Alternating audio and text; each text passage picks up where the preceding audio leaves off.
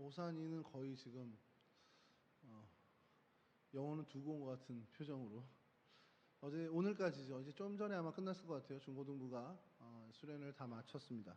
이제 남은 건 우리 청년부 수련회만 남았는데요. 기대되죠, 청년부 수련회. 하나도 기대가 안 되는 표정인데. 예, 우리는 크게 이번에 프로그램이 아직 제가 못 받아봤는데 우리 회장이 프로그램을 지금 준비해서 8월 둘째 주까지 주기로 했어요. 그래서 그거 좀 보고 좀 저도 준비할 거 있으면 준비하고 아마 제가 준비할 게 없게 아마 만들 것 같은데 느낌은 주제는 함께 라면입니다. 그게 2%를 쓴 라면인지 아니면 진짜 라면인지 잘 모르겠는데 하여간 함께 우리가 좀 쉬는 것 강화도로 간다고 말씀드리고 우리 컨셉이 올해는 휴식입니다 라고 얘기를 했더니 주변에 이제 여러분들 얘기가 강화에 카트 생겼는데 그거 타러 가요 그러더라고요. 그래서 그게 진짜 있나 생각하는데 우리 혜린자매 좀 방금 이렇게 했는데 카트 안 타나 보죠? 시간이 없다고요? 시간이 없답니다. 새털같이 많은 시간이 있는데 예, 어쨌든 그래서 오늘도 저희가 수련회에 대해서 좀 예배 후에 좀 논의를 해볼까 했는데 그 생각이 참 어리석었다는 생각을 오늘 오전에 했습니다. 다들 쓰러져 있고 거의 죽어 있더라고요. 근데 오늘 여기 중고등부 교사인데도 불구하고 두 분이 나오셔서 좀 예상 외입니다. 저는 다 갔을 거야라고 생각을 했는데 여기 한 분은 또 우리 드럼도 치고 가셨는데 너무 피곤해가지고 오늘 그래서 예배도 이렇게 우리 길게 갈 건 아니고 오늘 좀 입다라는 사사를 통해서 한 두 가지 교훈만 좀 생각해봤으면 좋겠다는 생각. 어제 우리 중고등부에 강사, 수련회 강사로 이제 박주영 목사님이라고 오셨는데 저와의 약속은 1시간 내지 플러스 10분까지 이제 이렇게 발언을 한 다음에 국회의원들도 보면은 추가로 한 10% 정도 시간을 줘요. 3분 발언이면 10%좀 더 이렇게 주고 하는데 1시간을 약속하고 왔고 약속은 아니지만 1시간 정도 해주면 좋겠다 우리가 요청을 했고 그런데 네가 좀 그러면 1시간 10분 정도까지는 한 10분 정도는 우리가 유도리 있게 하겠다 했는데 한 거의 2시간 했죠. 조금 넘었나요? 2시간? 그럼 시간 가는 줄 모르고 한 거네. 어쨌든 2시간을 넘게 했습니다. 그래서 이제 다시는 안 부르기로 다시는 안 부르기로 했는데 그걸 아마 알고 2시간 한 것 같아요. 여기는 나를 다시 부르지 않겠구나. 어제 제가 그 박주영 목사님 설교에 좀 많이 좀 생각을 제 나름대로 생각을 하게 됐습니다. 우리가 갖고 있는 그 신앙의 고정관념이란 게 참 무서울 수 있겠구나라는 생각을 했습니다.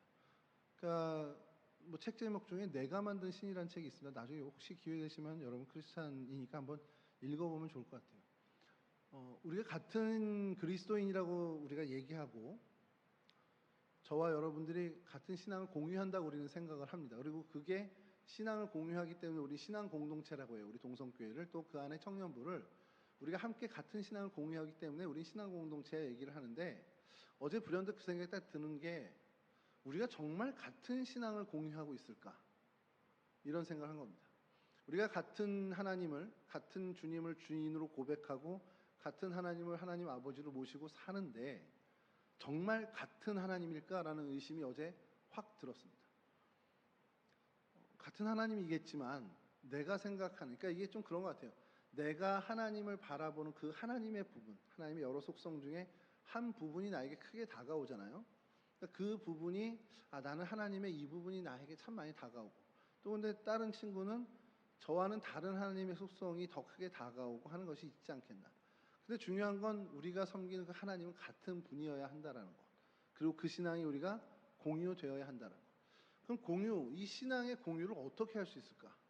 주일날 모여서 자, 지난 한 주 동안 너의 신앙을 나에게 펼쳐봐. 나도 내 신앙을 공유할게. 그러지 말고 우리 공유 폴더 만들어서 우리 신앙을 거기다 넣어놓고 공유하자. 이게 된다면 참 좋겠지만 어렵잖아요. 그럼 여러분들이 갖고 있는 신앙, 우리 혜린 쌤이 갖고 있는 신앙과 우리 그 바로 뒤에 있는 재하 쌤이 갖고 있는 신앙이 같이 쉐어될 수 있는 시간이나 기회가 있을까요? 개인적으로 만나서 카페에서 이런저런 얘기하면서 삶을 나누고 그래서 내가 갖고 있는 신앙에 대해서 이야기를 나누면 제일 좋죠. 근데 그런 시간이 제가 볼 땐 물리적으로도 없고 우리 교회 안에서 그럼 주일에 일주일에 한번 만나는데 같은 부서에서 교사를 만약에 한다 해도 그런 시간이나 기회가 있을까? 제가 보니까 없는 거예요. 그게 사실은 약간 어제 약간 겁이 나더라고요. 그럼 우리 청년부 공동체가 같은 신앙을 공유할 수 있는 그 공유해야 하는 그건 언제 하지? 이런 생각이 드는 거예요. 우리 세준 형제가 신학생입니다. 그렇게 안 보이지만 신학생입니다. 그렇게 행동 안 하지만 신학생입니다. 자, 근데 저 신학생이 감리교 신학대학을 다니고 있고 감리교 신앙의 전통을 배우고 감리교 신학을 나름 정말 배운단 말이에요. 그럼 저는 감리교 목사입니다. 그럼 우리의 신앙이 남들이 생각할 땐 그럼 박세준 신학생의 신앙과 신학이 감리교 목사인 가우지 목사님의 신앙과 신학과 그래도 흡사하겠네? 거의 같겠네라는 생각을 하는 게 상식이잖아요. 제가 확인을 안 해봤지만 다를 것 같아요.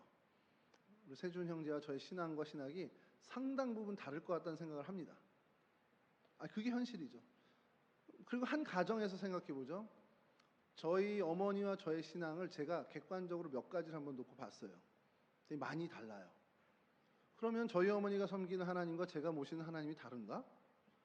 예를 들어서 무속인들이 어느 신을 섬기고 어느 신을 섬긴다. 어느 무속인은 좀 메가더 신을 섬기는 분도 있더라고요. 그러면 그런 다른 신을 섬기는 건가? 그거는 아니잖아. 분명히 우리는 같은 성경 안에 한 성경을 같이 공유하고 그 성경 안에 있는 하나님에 대해서 우리가 이야기하고 같은 신앙, 같은 하나님을 섬겨야 되는데 그걸 확인할 길이 없고 또 그것을 공유할 기회가 없더라는 거예요. 그럼 어떻게 해야 되지? 고민을 해서 어젯밤에 우리 잠들어야 되는데 우리 중고등부 학생들이 저를 3시까지 못 자게 했어요. 잘라고 하면 막 두구두구두구 막 천천히 막 무너지는 소리가 나는 거야. 이게 뭐라는 거지? 살짝 올라가면 마피아 게임 하고 있고 막 밤이 되었습니다. 막 이러고. 그래서 나를 깨운 이유가 있겠구나. 그래서 앉아가지고 책상에서 오늘 요 설교를 원고를 한번 이렇게 한번 보면서 어떻게 신앙을 공유할까? 우리가 신앙을 공유할 수 있는 방법이 있을까? 그런데 우리가 신앙을 공유할 수 있는 한 가지가 있더라고. 함께 말씀을 나누는 겁니다. 그래서 이 말씀을 같은 시각으로 보고 그 안에 하나님이 우리에게 가르쳐주고 싶어하는 신앙의 요소들을 우리가 함께 이 시간에는 공유할 수 있겠구나라는 겁니다. 그러니까 이 시간이 저한테 굉장히 중요한 시간이 되는 거예요. 그냥 청년들에게 내가 인생을 좀 너희들보다 많이 살아서 하나님 이렇게 믿어보고 신앙생활 했더니 이게 좀 낫더라 이런 얘기 차원이 아니라 성경 안에 있는 여러 성경의 인물들, 성경의 그 모든 사건들을 함께 나누면서 이 사람을 바라볼 때 이 시각으로 하나님이 우리를 바라보기 원하신다. 이 사건을 우리에게 하나님이 알려주신 것은 이 사건을 통해서 우리에게 이와 같은 하나님의 모습을 알려주시기 위함이다. 이런 것을 우리가 같이 나누고 그 이후에 성경 그 본문을 다시 보게 되면 이 시간을 기억하는 거죠. 입다라는 사사를 통해서 하나님 나에게 이런 교훈을 주시려고 했었지. 내가 잊고 살았네. 그러면서 우리가 그 신앙에 대해서 다시 한번 삶에 적용하는 그런 기회가 충분히 될 수 있는 시간이라는 거예요. 그러니까 이 시간이 굉장히 중요한 시간이 되더라는 거죠. 자, 그리고 또 하나가 우리가 8월 23일에 있을 수련회. 그거는 그럼 그때 우리가 그럼 목사님 저렇게 얘기하는 거 보니까 그날 또 말씀 나누려고 하나 보다. 그럼 무슨 핑계 대고 안 가지? 이게 아니라 그 시간은 우리가 주일에 이 말씀을 통해서 함께 신앙을 공유했다면 이제 그 시간은 우리가 함께 친교하면서 우리 신앙의 되게 중요한 4개 요소 중에 하나인 이 코이노니아를 통해서 우리가 공동체성을 갖는 거예요. 쟤랑 나랑 무관한 게 아니지. 그냥 어떤 강좌에 가서 어느 목사님 설교를 같이 들은 사이가 아니라 우리가 진짜 한 그리스도의 몸 안에서 우리가 같은 지체구나라는 것을 느끼고 오는 시간이 이 수련회라는 겁니다. 그러니까 그건 그거대로 굉장히 소중한 거예요. 이 사람과 내가 무관한 게 아니라 박세준과 나는 성도 다른데 난 가시고 쟤는 박씨인데 우리가 무슨 식구야? 그게 아니고 우리는 그리스도 안에서 한 몸이야. 한 지체야. 얘랑 나랑 한 가족이야. 라는 것을 우리가 느끼고 와야 된다. 여러분 가족 중에 미운 사람 있어요? 친척 중에, 가족까지는 하지 말고 친척 중에, 여러분의 혈연 관계 중에 친척 중에 좀 밉상인 사람 있습니까? 고개를 끄덕이는 거 보니까 있는데 호사나 너 조심해. 여기 고개 끄덕였어. 자, 혈연인데 왜 미워요? 다 용서하고 다 이해해야 되는 거 아니에요? 혈연이면? 아니, 안 그렇죠. 근데 실상은. 근데 이게 가족에도 그럴 수 있어요. 어제 박종 목사님이 저희 집사람에 대해서 조용히 가서 찔를까 이런 생각했는데 저는 사실 우리 아들 때릴까 생각도 한번 한 적이 있습니다. 우리 아들도 알 거예요 아마. 너 그러다 맞는다.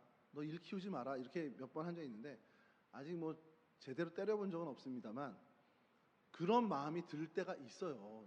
이게 왜냐하면 제가 내려놓지 못한 거, 제가 생각하는 제 아들의 모습이 있거든. 근데 그거랑 안 맞는 거야. 그러니까 요즘 계속 어제도 다시 한번 또 되새겼지만 그 생각을 하는 거죠. 하나님에 대해서도 사람에 대해서도 내가 뭔가를 만들어 놓지 말자. 선입견을 만들어 놓고 그거에 안 맞으면 실망하고 서운해하고. 제가 어느 목사님을 되게 좋아했어요. 어렸을 때부터 그 목사님 말씀을 들으면 너무 귀에 들어오고 막 마음에 감동 있고 그래서 그 목사님 만나는 게 꿈이었어. 그리고 실제로도 만났어. 너무 좋았는데 그 목사님이 은퇴쯤에서 이런저런 설교를 하시는데 그 설교가 이전까지 하셨던 설교하는 주제가 완전히 다른 방향이. 그러니까 제가 무슨 생각을 하냐면 아, 목사님 변했네. 그러면서 그 목사님한테 실망을 하는 거예요. 그럼 제가 막 놀래는 거야 스스로. 아, 내가 그 목사님 그렇게 좋아했는데 내가 이 목사님에서 왜 이렇게 실망을 하지? 거기에서 답을 찾은 건 내가 그 목사님에 대한 생각들을 내 나름대로 만드는 거예요. 그 목사님의 실상과 다르게. 내가 성자를 만들어 놓은 거지 쉽게 얘기해서. 야, 이 목사님은 이럴 거야. 이 목사님은 이것도 안 할 거야. 이 목사 이렇게 만들어 놓고 실제 그 목사님과 가까워지니까 실모습을 보잖아. 그런데 내가 생각했던 그것과는 좀 달라. 그럼 내 거를 부시고 내 우상을 깨고 다시 실체를 봐야 되는데 그게 아니고 이걸 고집하고 목사님 변했어. 변질됐어. 이렇게 생각하는 저를 발견한 겁니다. 여러분 오늘 우리가 입다를 볼 텐데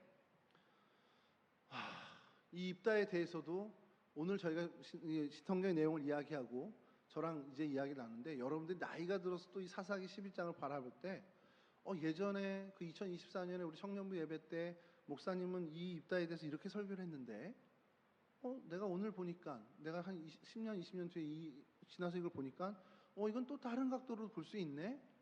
그러면 여러분들의 지식 그 어제 우리 박주영 목사님도 얘기했던 지혜와 지식의 형이 들어와서 여러분들이 더 확장된 건데 그때 어떤 생각을 하냐면 가오지 목사님 그때 틀리게 얘기했구나 이러면서 그때 그거에 대해서 부정적인 생각을 갖게 될 수 있다는 거예요. 그러면 여러분 그 전에 이런 모든 것들이 부정되는 그러니까 다 그 전에 우리의 신앙 공동체에서 함께 나눴던 공유했던 것들을 부정하면서 자신의 고집으로 더 강화되어가는 그런 성향으로 발전해 갈 수 있다는 겁니다. 그러니까 무슨 얘기냐면 내가 신앙을 공유하고 저 사람의 생각과 저 사람의 신앙을 받아들일 때 정말 기준을 다 좀 없앴으면 좋겠어요. 그래 하나님은 저 친구한테 저런 은혜를 주셨구나. 하나님 되게 다양하시네. 하나님은 나도 생각지 못한 은혜를 저 사람한테 이런 방향으로 주시네. 이런 방법으로 주시네. 그렇게 생각할 수 있습니다. 제가 성경에서 하나님의 은혜에 너무 혁신적인 걸 본 게 뭐냐면 하나님이 그 한 사람을 사랑하고 그 한 사람을 구원시키고자 할 때 얼마만큼 신비한 일까지 사용하시냐면 막 환상을 보여주고 막 그런 거 있잖아요. 어제 뭐 박주호 목사 얘기했는데 가오지 목사님 홀쭉해져라 얍 하면 홀쭉해지면 사람들이 뭐 따라오는 그런 어떤 뭐 신비한 이야기도 있는데 그런 걸 보여주실 수도 있지만 그렇게 안 하시고 하나님이 얼마나 세밀하게 이 한 사람의 구원을 위해서 치밀하게 하나님께서 일하시는 걸 본 게 저는 십자가의 한편 강도입니다. 여러분 성경에요. 너 오늘 나와 함께 낙원에 있을 거야. 그러니까 너 나랑 오늘 천국 갈 거야. 죽으면 너 나랑 같이 천국에 있을 거야라고 정말 주님이 선언해 준 유일한 사람이 십자가의 강도입니다. 그런 얘기 하잖아요. 누가 구원 받았을까? 뭐 누구 구원 받았을까? 이순신 장은 구원 받았어요. 뭐 이런 얘기들 막 농담삼아 우리 어릴 때 했잖아요. 근데 몰라. 그 주님만 하시는 거잖아가 정답이에요. 근데 십자가의 그 한편 강도 구원 받았을까요? 확실합니다. 그건. 왜냐면 주님이 말씀하셨거든. 근데 생각해 보세요. 그 십자가 강도가 죽기 진짜 몇 시간 전에 구원을 받은 겁니다. 그 자리에 있었기 때문에. 그럼 우리가 하나님의 섭리라는 것을 인정한다면 하나님이 이 십자가 강도를 구원하기 위해 그 죽기 직전 몇 시간 전에 주님 옆에 그를 옮겨 놓으신 거예요. 근데 그 자리에 옮겨 놓으시려면 그가 십자가에 달려 죽을 만큼의 범죄일지 모르지만 하여튼 그 일을 행해야 되고 로마 군에게 잡혀야 되고 그래서 사형 선고를 받아야만 그 자리에 갈 수 있는 겁니다. 십자가 강도를 보통 이제 그 강도짓 했다 뭐 이렇게 범죄자 정도로 하는데 어느 역사학자는 그런 얘기를 하더라고요. 이게 단순히 사람을 죽인 살인 강도면 그렇게 죽이진 않을 거라는 거예요. 그때 당시에. 일벌백계를 해야 되는 상황에서 십자가에 달리는 중차대한 범죄는 거의 다가 반란일 거라는 겁니다.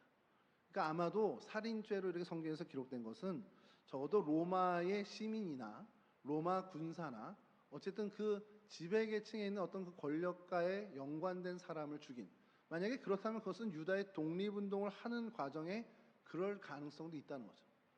그러니까 로마의 어떤 유력한 사람이나 로마 시민이나 이런 사람들을 죽인 일일 것이고, 그 사람을 그냥 돈 뺏기 위해 죽였다기보다는 어떤 로마의 압제에 대한 항거로 죽인 사람일 수도 있다는 거죠. 그러니까 그도 메시아에 대한 기대가 있었는데, 예수님이 메시아라는 소문을 듣고 있다가 십자가에 달렸는데, 그 소문의 예수가 자기랑 똑같이 십자가에 처참하게 달린 것을 보고 처음엔 굉장히 실망했을 거라는 거예요. 그래서 같이 저편 강도와 함께 욕하다가 십자가에 매달려 있는 동안에 예수의 모습을 계속해보고, 그의 예수님이 십자가의 그 가상 칠언처럼 하나님께 계속 기도하는 모습을 보면서 그가 변화를 받고 진짜 메시아구나라는 것을 인정했다라는 거죠. 그래서 주님, 당신이 낙원일 때 나를 기억해 주십시오라고 신앙 고백을 했고 구원에 이르게 됐다라는 거. 근데 하여튼 그 자리에 가기까지 하나님이 그를 살인자로, 범죄자로 십자가의 사형틀까지 몰아가셨다는 거예요. 그 사람 구원시키기 위해서. 그러면 여러분, 그 강도가 만약에 나면 어떻게 해요?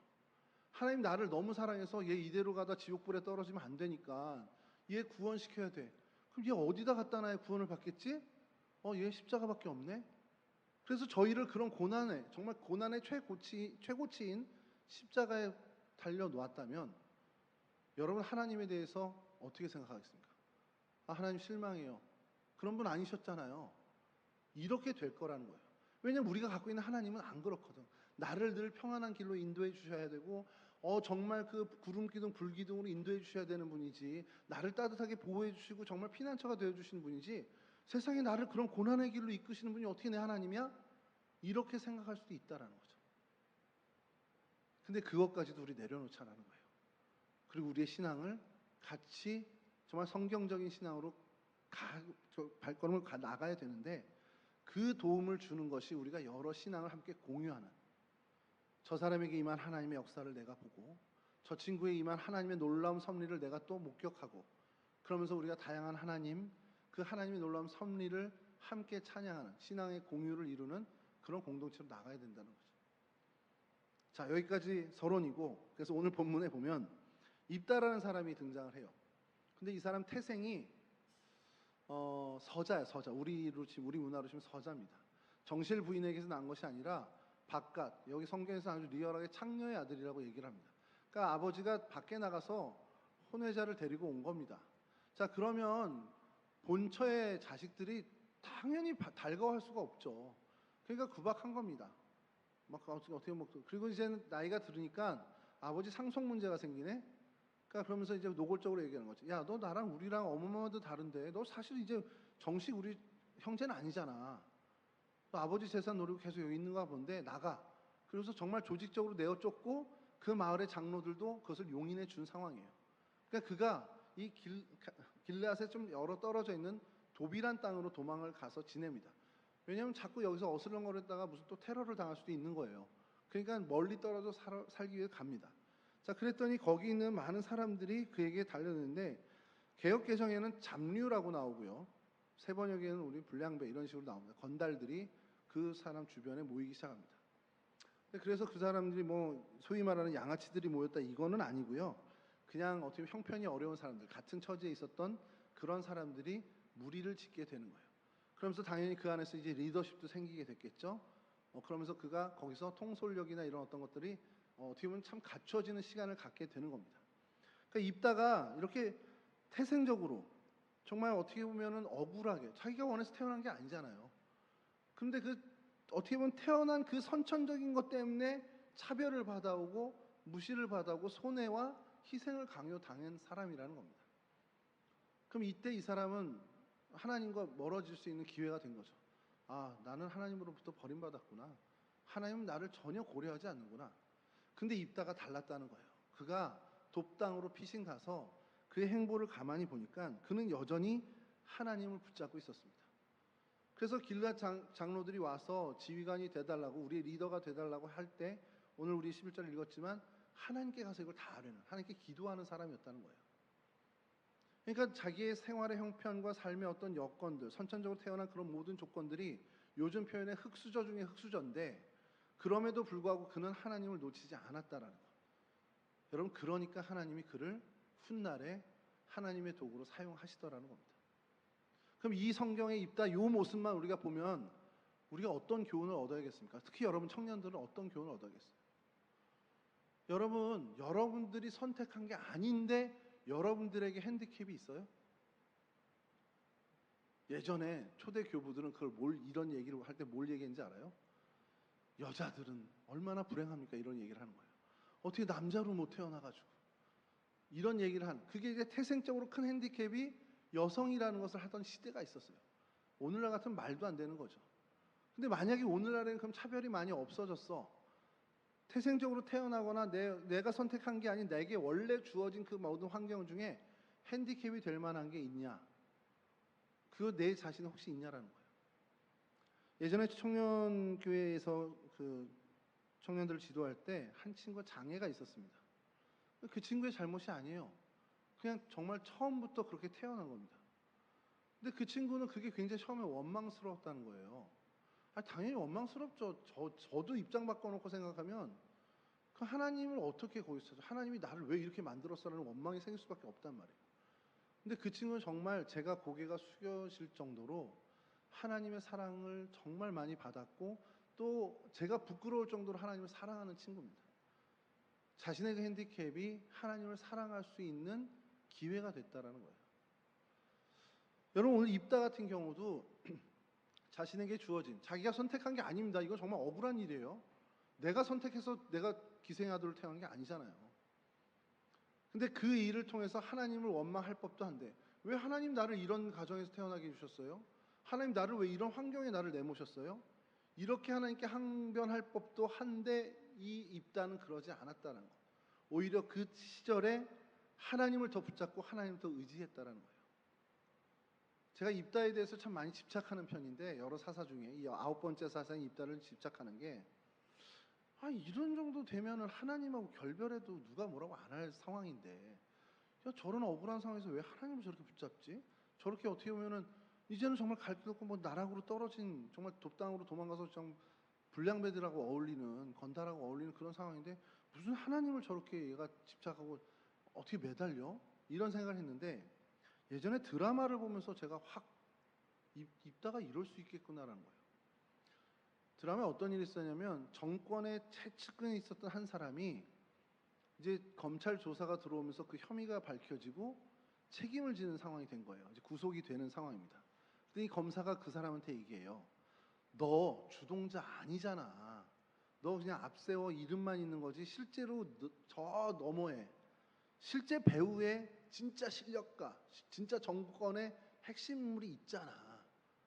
그 사람 얘기하면 너 벌 안 받을 수도 있어. 그 얘기를 하는 거예요. 너 지금 안 그러면 네가 이 모든 범죄의 주동자가 돼서 말할 수 없는 큰 벌을 받게 되는데, 그러지 말고 얘기만 해. 그럼 너는 무혐의로도 나갈 수 있어. 이렇게 얘기를 합니다. 그랬더니 이 범죄자가 뭐라 그러는지 아세요? 검사 양반, 당신 말이 사실이라고 칩시다. 내가 그렇게 지금 완전히 내몰린 상황이라고 칩시다. 그럼 이 상황에서 내가 누굴 붙잡아야겠소? 검사 붙잡고 벌 면하고 잠깐 피하는 게 낫겠소? 아니면 갔다 오더라도 그 사람 안 불고 내가 그 사람에 대해서 끝까지 붙잡으면 언젠가 이 사람이 자기 책임져 주지 않겠냐라는 거예요. 제가 그 드라마 보면서, 그렇지, 저 사람 진짜 드라마 캐릭터지만 진짜 저 사람이 지혜로운 거예요. 입다 입장으로 가보죠. 내몰렸어. 더 이상 희망도 없어. 집에서 쫓겨나서 상속받을 것도 없어. 에이씨, 이제 하나님 안 섬겨. 그럼 다른 방안이 있습니까? 그럼 다른 거 붙잡으면 회복이 돼요? 안 되거든. 그 상황에서 좋든 싫든 하나님 붙잡아야 그래도 요만큼의 가능성이라도 있는 거지. 그 시간 그 하나님마저 놓으면 정말 그 신락 같은 가능성도 없어지는 겁니다. 그러니 입다가 참 지혜로운 사람이라는 거예요. 자, 근데 그가 그 믿음 갖고 하나님을 붙잡았더니 진짜 하나님이 그를 세워주십니다. 입다가 그 마음을 가지고 그 시간 동안 허송세월을 보낸 게 아니라 많은 사람들과 어울리면서 리더십을 길러내면서 스스로를 하나님을 더욱더 열심히 사랑하는 그런 모습을 가졌겠죠. 스스로를 더욱더 갖춰간 겁니다. 자, 그랬더니 암몬이 이스라엘 사람들을 쳐들어왔을 때 이 어떻게 보면 그 족속의 지도자들 장로들이 야, 이 암몬을 물리쳐야 되는데 어떡하지? 할 때 제일 먼저 떠오른 사람이 입다가 된 거예요. 그만큼 그는 스스로 그 버림받은 시절에 자신을 더 갖춰간 겁니다. 실패의 시간에 낙심하고 될 대로 되라가 아니라 오히려 그 시간에 자기를 더 갖춰가고 자기를 더 준비해간 사람이라는 거예요. 이 모습을 가지고 우리 청년들 한 사람 한 사람 자기 인생에 한번 대입해 보면 나는 왜 이런 가정에서 태어났을까? 난 왜 이런 핸디캡을 갖고 태어났을까? 우리 집은 우리 시적은 우리는 왜 이럴까? 라는 그 모든 생각들 다 이제는 버려놓으시라는 겁니다. 그게 중요한 게 아니고 내가 이 상황이든 저 상황이든 저 멀리 어떤 상황이든 간에 내가 하나님을 붙잡아야 되는구나.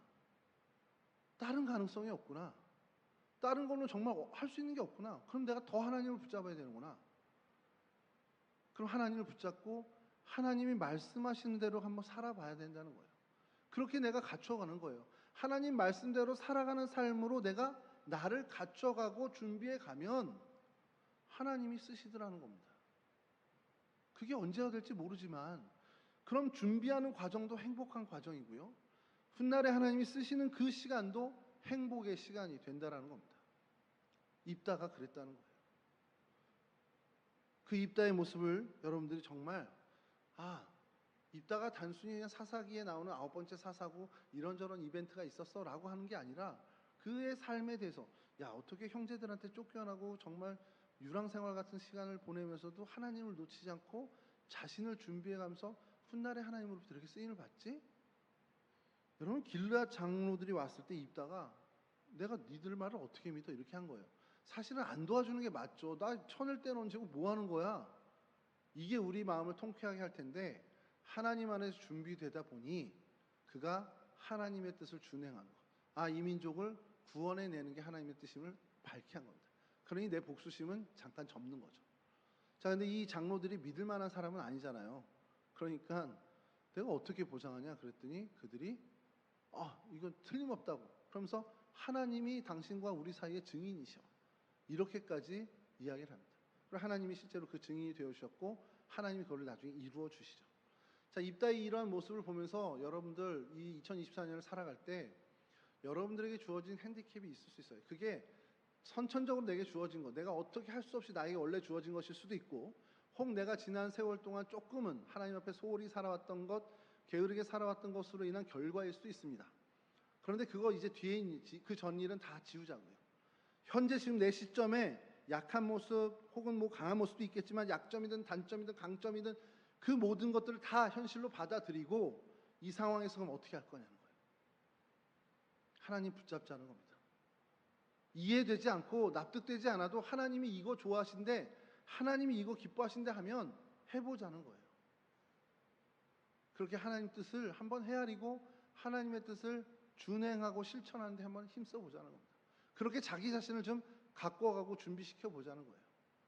그러면 여러분의 인생은요 틀림없이 하나님이 사용하십니다. 목사님 하나님이 쓰고 말고가 뭐가 중요해요. 근데 이게 왜 중요하냐면요, 여러분들이 이제까지 살아오면서 느꼈던 최고의 행복 있죠. 그것과 비교할 수 없는, 제가 적어도 10배 이상은 더 큰 행복이 하나님으로부터 쓰임받는 행복이라는 겁니다. 10배도 아니야. 하나님으로부터 쓰임받는 행복은요, 하나님이 나를 쓰시네, 이 여러분 확신을 갖게 되면 여러분들의 삶은 정말 하나님이 주시는 기쁨으로 넘칩니다. 세상이 주는 기쁨이 아니라 하나님만이 주시는 그 기쁨과 행복으로 가득한 인생이 된다는 거예요. 그럼 여러분이 몇십억을 가지고도 누릴 수 없는 행복이에요. 그 진짜 행복이 거기에 있다는 것을 명심하고 하나님으로부터 쓰임받는 인생 되기 위해서 지금 이 시절, 여러분 젊음의 이 시절에, 청춘의 이 시절에 하나님을 정말 더욱더 붙잡고 하나님께 정말 하나님께 나를 맡기고 하나님 안에서 나를 갖춰나가는, 준비해가는 시간을 가졌으면 좋겠습니다. 이 이후에 입다의 실수도 나오죠. 서원을 하는데 이런 정말 하나님을 붙잡고 정말 하나님 앞에서 자기를 갖춰간 사람임에도 불구하고 큰 실수를 합니다. 서원을 하는데 오늘날로 치면 성경적이지도 않은 서원을 하는 거예요. 너무 섣부른 선언. 서원은 아닌데 엄밀하게 하면 서원이 아니에요. 그냥 자기 객기 부린 건데, 그러니까 하나님이 쓰실 때, 하나님이 높여주셨을 때 교만이 그에게 들어와서 실수를 한 거죠. 여러분, 하나님께 서원하는 것, 약속하는 거 뭐 하면 좋겠지만 정말 성경적으로 하셨으면 좋겠어요. 여러분, 예를 들어서 이 입다가 어떻게 되냐면, 무슨 서원을 했냐면, 자기가 전쟁에서 승리하고 돌아올 때 자기를 제일 먼저 맞이하는 그 사람을 하나님께 번제로 드리겠다는 거예요. 태워 죽이겠다는 거예요. 근데 자기 딸이 나오죠. 그래서 막 뭐 통곡을 합니다. 근데 여러분 생각해 보세요. 내 딸이 아니면 괜찮은 거예요? 내가 싫어하는 놈이야. 저기서 아싸 잘됐다. 이참에 저 녀석을 번제로 드려야겠다. 이것도 말이 안 되는 거잖아요. 사실 이 자체가 애초에 성립이 안 되는 겁니다. 사람을 태워서 하나님께 번제를 드리겠다. 그거는 금오스신이 하는 말 그대로 우상숭배의 전형적인 최절정에 있는 우상숭배입니다. 근데 이 하나님의 사람이란 사람이 우상숭배의 서원을 해요. 여러분, 여러분들 스스로 갖춰가고 하나님의 사람으로 가꾸어 갈 때 여러분 정말 조심해야 되는 것이, 그것이 정말 바른 신앙 안에선지, 정말 성경적인 신앙의 행보인지를 늘 점검해야 됩니다. 세상의 가치관이나 세상 사람들이 이야기하는 세상의 방법을 가지고 내가 이거 하나님 거라고 생각하고 착각하면서 그 방법으로 나를 갖춰간다면 우리도 입다와 같은 실수를 할 수밖에 없습니다. 내가 하나님, 나를 정말 사용해 주세요. 내가 이 청춘의 시절부터 정말 나를 준비하겠습니다. 내가 지금부터 하나님 부동산 투기하고, 그래서 하나님 그걸로 실제로 임대 수익을 얻고 이런 일을 하면서 내가 부자가 될 테니 하나님 나의 이 재물을 사용해 주십시오. 이거는 신앙이 아니라는 거죠. 입다가 그와 같은 생각을 한 것과 본질적으로 다르지 않다는 거예요. 하나님을 섬기고 하나님을 찬양하고 하나님께 내 번제 드리겠습니다 하는데 사람을 번제로 드리겠다는 우상숭배의 절정을 갖고 왔다는 거예요. 그러니까 여러분, 우리가 나를 갖춰가는 그 시간에도 정말 나를 스스로 점검하는 시간을 게으르지 않게 해야 됩니다. 이게 성경적인가? 이게 하나님 뜻에 맞는가? 이거 하나님 기뻐하실 만한 일인가?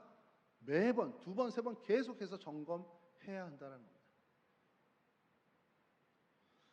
여러분, 바라기는 정말 여러분이 청춘의 때에 정말 하나님 안에서 준비되는 일에 게으르지 않기를 간절히 축원합니다.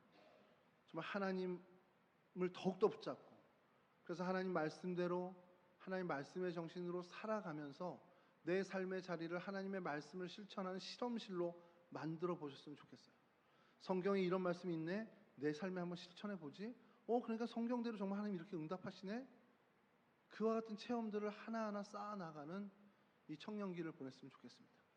그럴 때 하나님께서 주시는 그 귀한 기쁨, 하나님께서만 주시는 그 귀한 행복을 누리며 이 땅에서도 하나님과 함께하는 천국의 삶을 누리는 거룩한 인생들이 되시기를 간절히 축원합니다. 우리 찬양하고 마치도록 하겠습니다. 우리 주품의 1절만 부를게요. 1절만 부르고 우리 잠깐 기도하고 마칠 텐데, 정말 주님 안에서 정말 주님께 정말 매달리고 주님께 붙어있는 그러한 삶을 좀 살았으면 좋겠어요. 주님밖에 없습니다. 내가 믿을 수 있는 존재 주님밖에 없습니다. 우리 함께 찬양할게요.